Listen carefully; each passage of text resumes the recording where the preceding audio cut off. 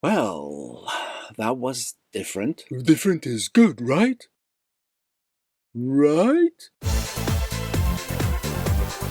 Okay, let's get one thing straight.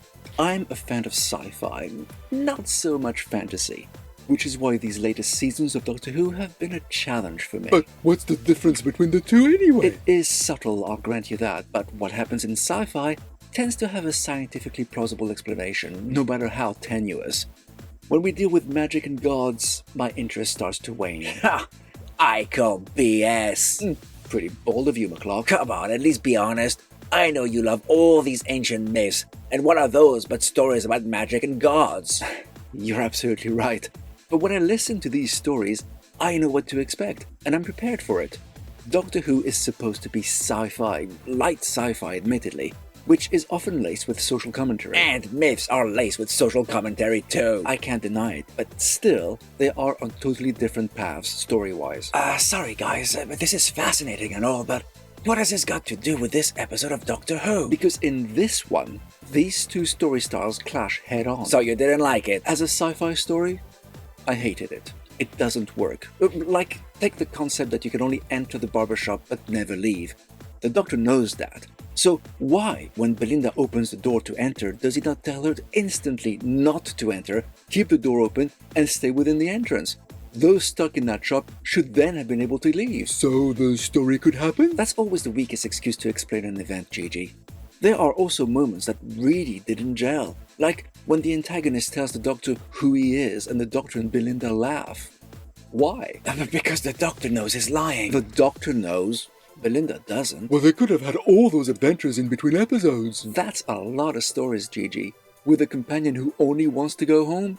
I don't buy it. For me, what puzzled me was that moment when she and the Doctor work like a well-oiled machine and the Doctor says, "Belinda, now!"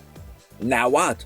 That wasn't discussed. How did she know there was a plan and that it was to go into the back room and look for the engine? And the acting was a little weak, like the barber, the antagonist.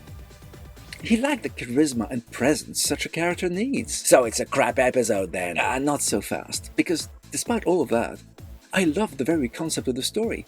How stories power an engine which travels to where the gods are with a plan to wipe them all out.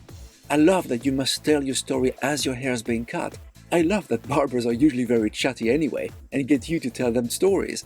I love that the window turns the story into images. I love that the engine is shaped like a brain with a heart inside it. I love the giant spider that travels on the web of stories. The imagery, the concept, the idea, it's all great.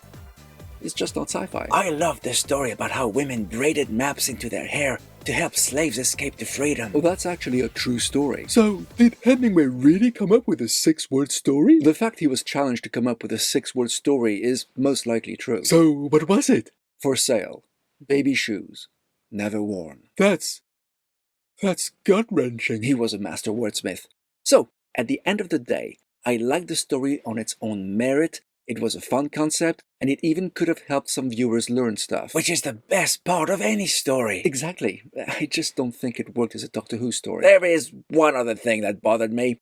Not because of what he did in this story, but because it reminded me of what happened in this season's premiere. What was it? Here, he did everything in his power to save the barber, and actually succeeded. Despite everything he'd done and what he was planning to do, he saved him. Well, that's a very Doctor thing to do. Yes, it is.